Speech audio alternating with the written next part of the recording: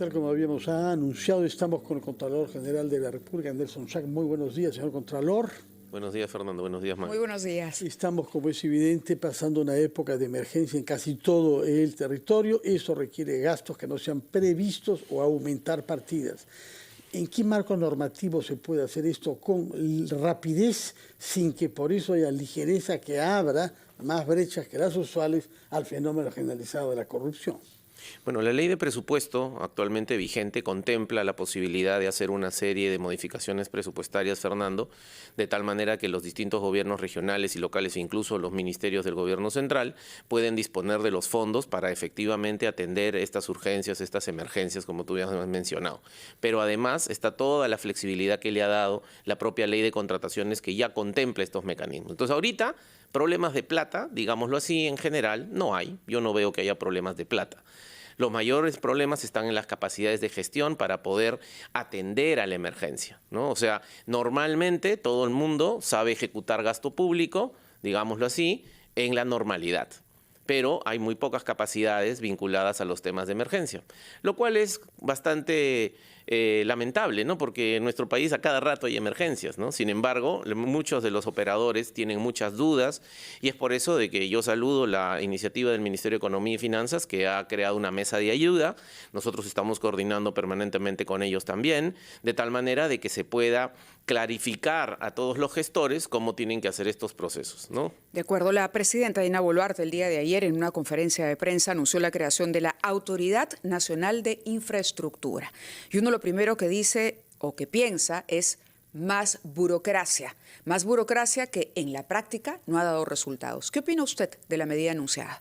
Bueno, yo creo que es una buena idea, pero yo iría bastante más allá, ¿no? Lo que se necesita, como tú bien dices, más de crear nueva burocracia, lo que se necesita es centralizar las capacidades de distintas otras oficinas para poder hacer infraestructura de manera célere, correcta, de manera transparente. Y en ese sentido yo siempre he creído, como lo he manifestado públicamente, la necesidad de crear, quizás sobre la base de la Oficina de la Reconstrucción con Cambios, un nuevo ministerio, ¿no? Un ministerio de infraestructura, ¿no?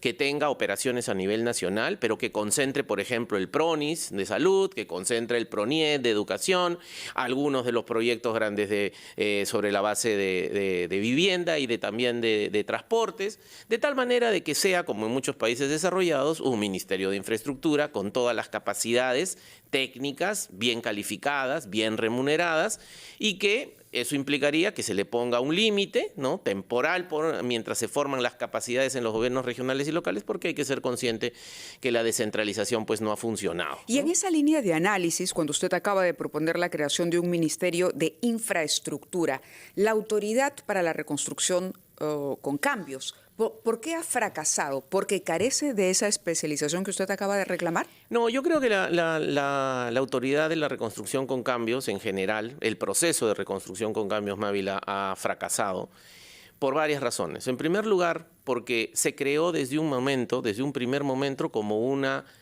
autoridad que coordina y financia. Bueno, pero para coordinar está la PCM, para financiar está el Ministerio de Economía y Finanzas. No tenían por qué crear en realidad una unidad así, no se tenía por qué crear una unidad así. Necesitabas hacer, dado que el diagnóstico es, no hay capacidades de ejecución de obras grandes y complejas en los proyectos de los gobiernos regionales y locales, lo que necesitas no es un coordinador ni un financiador, necesitas un ejecutor. Y entonces ese ejecutor recién se volvió como al año 2020, ¿no?, a través del gobierno, de los convenios de gobierno a gobierno, que tienen sus complicaciones, tienen sus niveles de retraso, pero es quizá lo más rescatable del proceso de reconstrucción. Ahora bien, ¿por qué decimos que no ha funcionado el proceso de reconstrucción? No porque no han gastado. A pesar de la ejecución, eso le iba a comentar. No han gastado, efectivamente, como tú mencionas, de los 25.000 millones de soles que originalmente se establecieron para el proceso de reconstrucción con cambios, acuérdate que el presidente Kuczynski dijo esto se va a terminar el año 2020 y se creó por 3 años, se asignaron casi 7.000 millones de dólares, ¿no? De esos 25.000 millones, 21.000 se han gastado y se han hecho obras. Hay más de 9.000 obras que están en ejecución, de las cuales alrededor de 5.000 obras ya se han terminado y han funcionado. Construcción, sobre todo. Construcción, Escuelas, exactamente. Ya. Lo que no se ha hecho es la solución de los problemas integrales en el manejo de las cuencas. En eso prácticamente no se ha avanzado nada. Represas, sobre todo, ¿no? Por ejemplo, el tema de defensas ribereñas, el tema de represas, el tema de la reforestación. Acuérdate que estas soluciones integrales es para resolver estructuralmente el problema y no tener estos problemas de las inundaciones, porque cabe mencionar que siempre llueve, siempre vamos a tener, esta es la primera vez que yo escucho del ciclón Yaku, pero siempre vamos a tener fenómeno del Niño. Para que la gente nos entienda mejor, es como, a ver, tener una escalera o un peldaño mal colocado que lo que hace es provocar que nos caigamos cada vez que pasamos por ese camino, o una piedra en el camino. Lo que hemos hecho es ponernos curita en la herida que nos provoca la piedra y no retirar la piedra del camino para evitar caernos. Esa es una muy buena analogía. Lo que necesitamos efectivamente es resolver los problemas, no los síntomas, sino las causas del problema. O sea, todas las afectaciones, los miles de compatriotas que ahorita están sufriendo los estragos del ciclón Yaku, no es por la lluvia, no es por la naturaleza, es por la incapacidad del Estado de poder resolver este problema dentro de los últimos 6 años.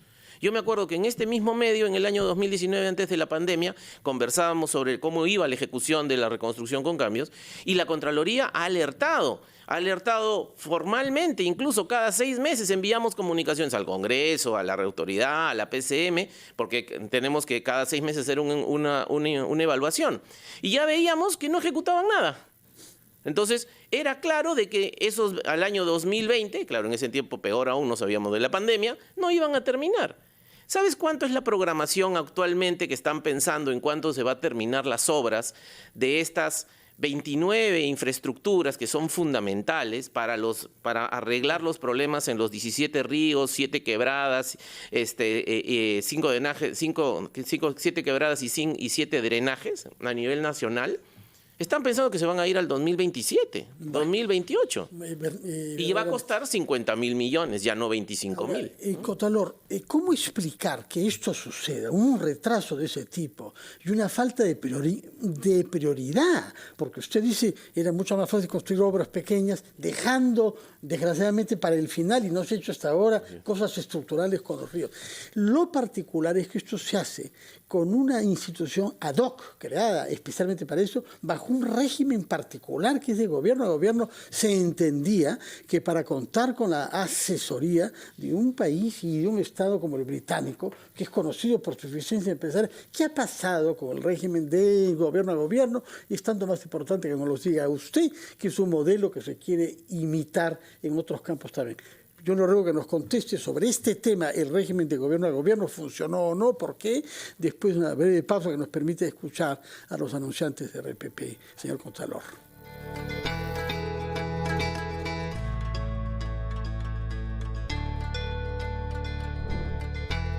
Continuamos en Ampliación de Noticias, son las 8:37 y conversamos con el Contralor General de la República, Nelson Chac.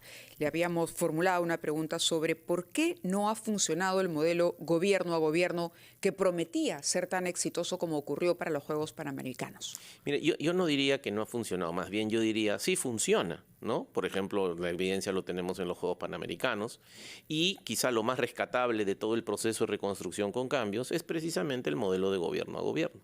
Lo que ha pasado, naturalmente, es que el modelo de gobierno a gobierno debió hacerse esencialmente para la solución de las grandes infraestructuras, ¿no? Pero evidentemente era tanta la lentitud en la ejecución de los proyectos de educación y de salud en las capacidades de los gobiernos regionales y locales que empaquetaron 74 obras de colegios, 15 hospitales y 29 soluciones integrales. Los proyectos los hacían las autoridades nacionales, locales o regionales. Claro, entonces ¿cuál era la idea? Efectivamente, la idea era las entidades públicas han hecho los estudios, ¿no? En el gobierno nacional, en el gobierno local. Hacía el gobierno y el gobierno a gobierno iba a hacer las obras, ¿no? Pero cuando les han entregado los estudios, digámoslo coloquialmente, han revisado los especialistas ingleses que efectivamente estos estudios están mal hechos y por tanto los han tenido que volver a hacer.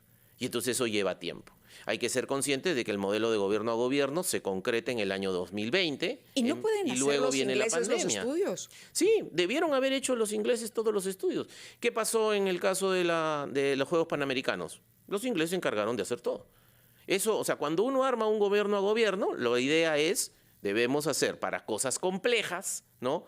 y que se encargue, llave en mano, que se encargue de todo.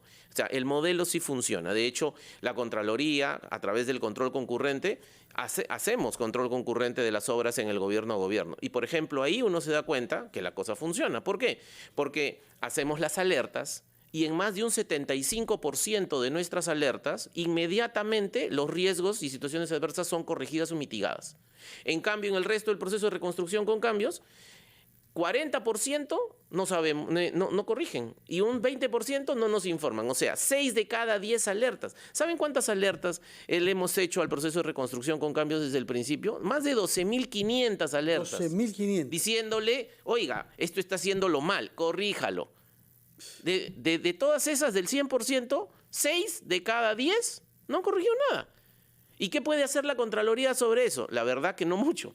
¿Por qué? Porque tenemos que esperar que esos problemas se concreten al final para poder hacer el deslinde de responsabilidades. Aún así, dado el plazo transcurrido, Fernando Mávila, hemos postulado la sanción a 845 funcionarios vinculados a los proyectos de la reconstrucción con cambios, con responsabilidades administrativas, civiles y penales, a lo largo de todo este tiempo. Yo me pregunto, ¿no? ¿Cuántos de esos realmente han sido sancionados? Porque también es verdad. Si las cosas se hacen mal, alguien tiene que ser responsable y ese tiene que ser sancionado.